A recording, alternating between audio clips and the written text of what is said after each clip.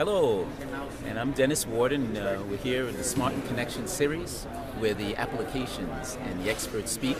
And I'm here with Brad Gaynor, who is the CEO of Lexumo.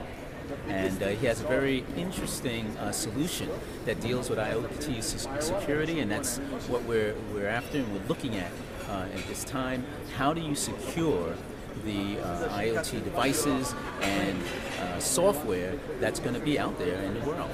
And we see that Lexumo has an interesting solution. So Brad, tell me about your solution. Yeah, thank you. So we believe very strongly that the embedded systems and the Internet of Things is quickly becoming dominated by open source software. Yes. And so the products that we all know and love, the smart products that are in our home, running our industrial centers, are now full of other people's code.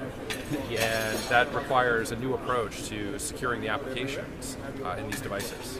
Interesting, yeah, and that's an interesting point. You're mentioning that open source, so they're pulling in those sources and actually using it as their infrastructure. But somebody needs to mine that, right? Or That's right. Make sure it's secure. So how do you guys do that? That's right. So the manufacturers of these products are now building code out of other people's software. Yes. And those software projects, they move on at their own pace. And vulnerabilities are discovered, vulnerabilities are repaired, and Lexumo helps bridge the gap of information between the vulnerabilities being discovered in the world today and the consumers of that code. Yeah. So we work with the IoT vendors, folks that turn other people's open source code into their products. Yes. And we work on a per product basis to help them understand exactly which open source is in their product, exactly where it's vulnerable, and not just where that open source might be vulnerable, but where the vulnerabilities are actually present in the devices and the systems and the cloud services that these companies provide to their customers. Wow, that's very interesting. Yeah, and that's something that's very relevant actually right now.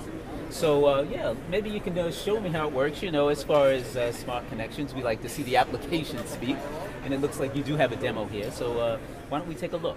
Great.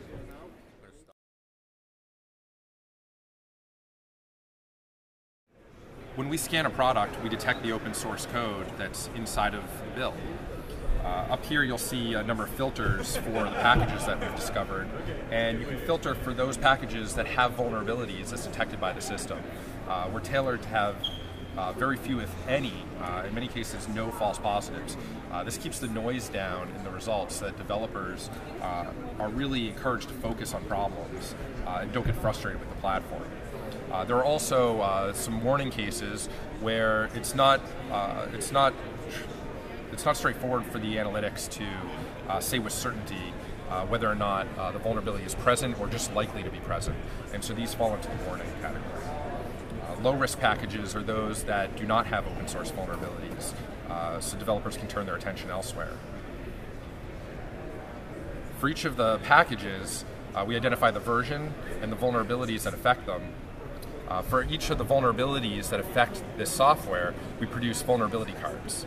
And the vulnerability cards provide developers with information about what the problem is, some information about the severity of the problem, information specific to our platform about how we knew that that vulnerability was present in our customer's code, resources that can be used by the developers to further explore or look for backported patches, or otherwise educate themselves about the vulnerability in question. And the patch. This is an upstream patch that captures precisely the changes to the open source project that the open source community made to remediate the vulnerability from the software.